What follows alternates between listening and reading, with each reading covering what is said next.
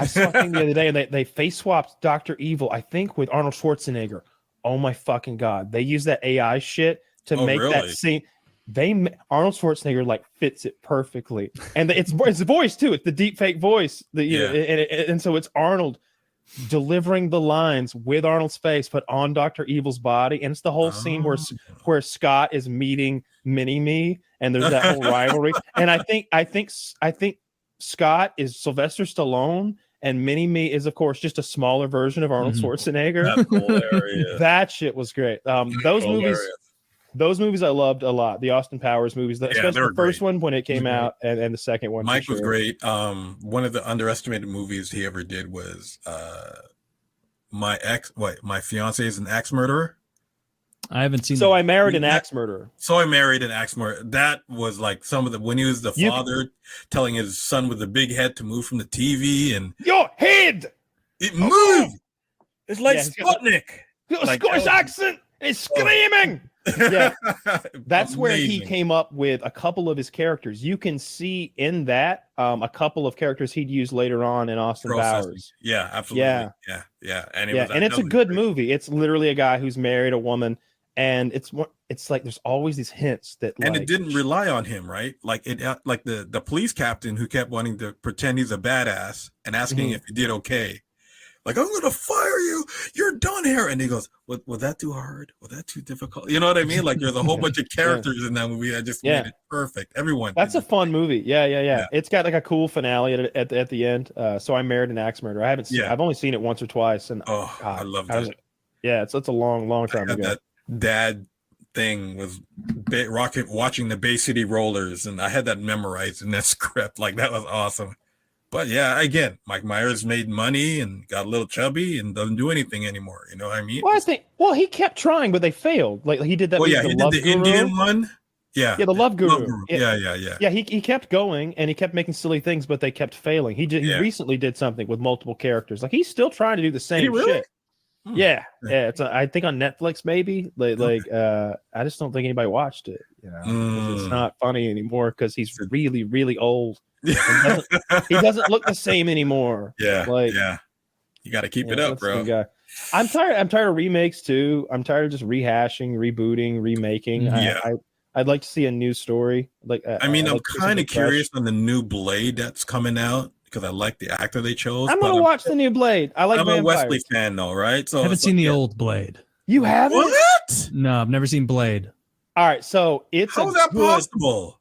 Dude, my it's movie a knowledge really is good lacking. action movie. So here's Blade is the Daywalker. I know it's about vampires. Yeah. Don't give it away. Let him watch it and let him come back and see his Blade 1 and 2, amazing. Don't watch 3. I thought Chris Christopherson almost steals the show though. Like as his he was great. Yeah, he was great. Chris Christopherson's amazing there.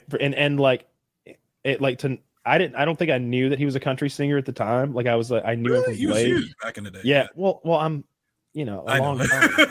You're talking about that. Yeah, when he sang with Johnny Cash. Yeah. And the rest of the Highwaymen, the Big Bopper. And that was the 70s. Ryan Reynolds ruined Blade 3.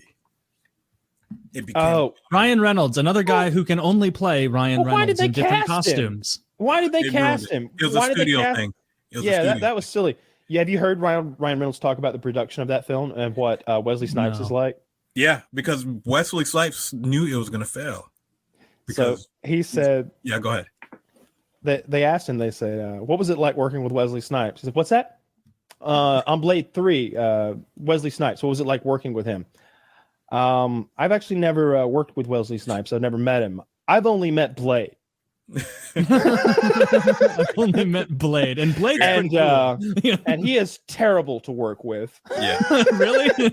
He went full diva on that script. They said he would insist on doing his own like martial arts stunt work, but he's a little older by 3, and they've got like stuntmen on wires who like do nothing but kick flips all day, who are 25, and so like they would have to film him do everything, and then he'd leave, and they'd be like, "All right, and Dion, hop in there." Yeah, he was difficult. What a pain in the ass. So they just had to humor him taking shots. Yeah. Oh, that sucks. But I didn't know he was such a. But he's not full Steven Seagal. Steven Seagal is like Steven Seagal's evil. Yeah, he's the worst. He's evil. I thought he was just a bad actor. No, I do nothing but collect Steven Seagal stories. I think I've heard them all. Everybody hates that guy, and he was so cool in the 80s or the 90s. He's notorious for assaulting. Like he used to really hit people. Yeah, he would actually hit his stuntmen because it looks better. He would hurt people. He hit the staff on Saturday Night Live. Well, they had stuntmen for that. Those were stuntmen. Remember the guy who did the copy machine guy? The boardroom scene, maybe that's about climate change. No, remember what's his name? He used to play the copy machine guy. Oh, Rob Schneider. Yeah. I've heard Rob Schneider talk about that. Yeah, he really hurt him.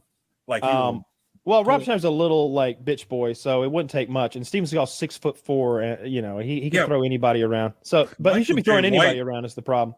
I've always heard Michael J. White interview about working with him. I don't know. Michael J. White's the black martial artist guy. Yeah, I think Michael J. White was going to whip his ass. Yeah, he was going to destroy him. Like the staff had to stop because that would have been great. That would have been awesome. Yeah, he's just a notorious nut job. And if you watch his movies these days, they're really funny because he's in like 10 minutes of a 90-minute movie and he's sitting in a chair the whole time and then he like makes out with a hot chick with his shirt on. Dude, this guy sounds cool. He's just setting up his own you know what? films. I saw him in a movie and he was like a sniper and he had the horrible black dye job. Yeah, always ridiculously overweight for a like Marine 300 pounds at least. At least 300. He sat the entire movie. Yeah, there's no running, no walking. He sits a lot. Well, he's a sniper. Entire movie. Oh, I bet he has 2 rates: one for sitting, one for standing. It was just horrible. It's 200,000 a day for him to sit. It's 500,000 a day for him to stand. I'm telling you. So a lot of sitting scenes. And I just want to. I'm thinking about older actors, and I just want to give not a condolences, but how sad I feel for Bruce Willis. Oh yeah, that sucks right now. Like, what happened to him? I can't remember. He's going through a memory disease thing. Oh, I see. Oh, fuck! I fell for it. It just slipped my mind. Swing and a miss. Yeah, but like now I understand why he did so many horrible movies in the last few years. No, I think that's just bad taste as well. Like it's a little bit of both. I've seen him with the earpiece in as well, being fed his lines. Yeah. It's a shame, but he hasn't made good movies for decades either. He made like 10 good movies in his life. That was half decent. 10 good. I don't remember the last thing that was good. Supporting staff helped him out. Yeah, it looks like Zach found he had difficulty speaking, and then now he's been diagnosed with dementia. Yeah, full blown dementia. Yeah, it's a shame, but he got all his good work in, so we didn't need him anymore. That's true. So look, if he forgets who he is, they should just show him Die Hard. Tell him it's a documentary. Jesus, like show him fucking Die Hard. Be like, this is your name's John McClane. Let me remind you of who you are, and he'd be like, it's foolproof as long as we don't let him watch Harry Potter the next day. It's fucking same.